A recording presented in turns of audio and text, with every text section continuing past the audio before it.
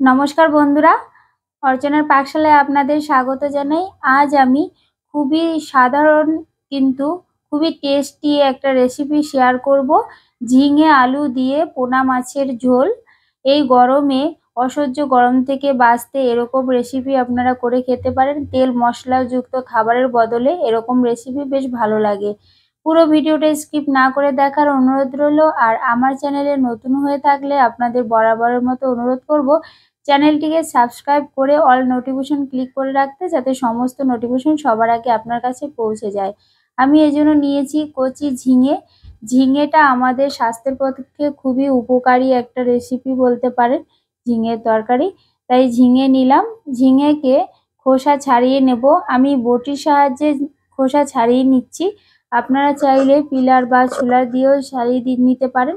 দেখুন, সমস্ত খোসাই আমি ছাড়িয়ে নেব। এবারে 3 টুকরো করে নিয়ে মাঝখানে একটা কাটা দিলাম।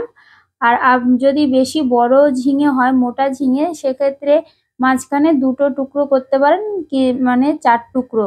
এইভাবে সমস্ত ঝিঙেগুলোকে কেটে ভালো করে ধুয়ে আমি জল ঝরিয়ে রেখেছি। দেখুন কতটা কচি ঝিঙে নিয়েছি আমি। এবারে নিয়েছি রুই মাছ। রুই মাছটাকে ভালো করে কেটে ধুয়ে নুন দিয়ে জল ঝরিয়ে নিয়েছিলাম। এবারে হাফ চামচ হলুদ গুঁড়ো আর হাফ চা চামচ নুন দিয়ে ভালো করে মাখিয়ে নিলাম। তার সাথে দিয়ে দেব একটুখানি সরিষার তেল।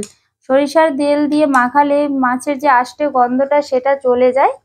এবারে কড়াই বসিয়ে দিয়েছি ওভেনে। কড়াইটা গরম হয়ে যাওয়ার পরে সরিষার তেল 4 চা চামচ দিয়ে গরম করে নিয়েছি। মাছগুলোকে কম দিয়ে ভাজা করব, একবারে সব মাছ দিয়ে দেব না। 4 টুকরো মাছ দিয়ে আমি এপিট ওপিট করে লাল লাল করে ভেজে নিয়েছি। যেহেতু জ্যান্ত মাছ, তাই বেশি ভাজার দরকার নেই। খুব বেশি কড়া করে ভাজলে কিন্তু মাছের স্বাদ লাগবে না, তাই জ্যান্ত মাছ একটু কম ভাজাই ভালো। এবারে যে তেলটুকু ছিল সেই তেলের মধ্যে আরও মাছগুলো আমি ভেজে তুলে নিলাম। কড়াইয়ে যে তেল ছিল সেই তেলের মধ্যেই দিয়ে দেব আলু। আমি আলুগুলোকে একটু পাতলা করে কেটে নিয়েছি।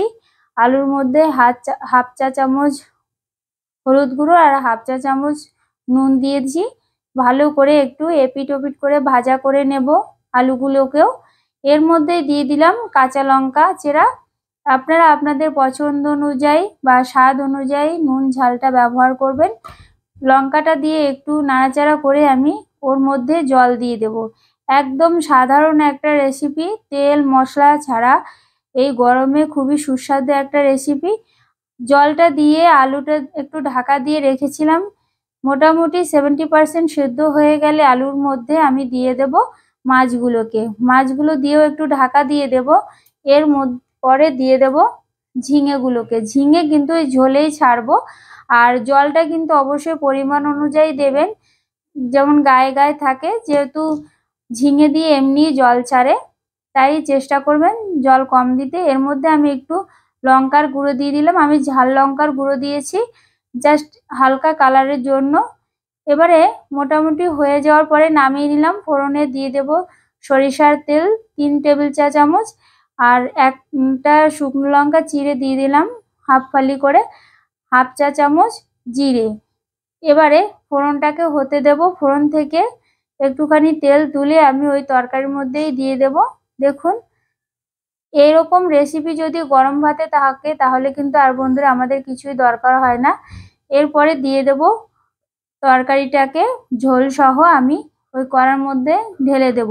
ফোড়নের পরে যদি এইভাবে তরকারিটা করা যায় তাহলে কিন্তু খুবই টেস্টি হয়, ভালো লাগে, গরম ভাতে ভালো লাগে। তাছাড়া আপনারা এরকম হালকা তরকারি রুটির সাথেও খেতে পারেন। ধন্যবাদ বন্ধুরা, পাশে থাকবেন। নমস্কার। ধন্যবাদ।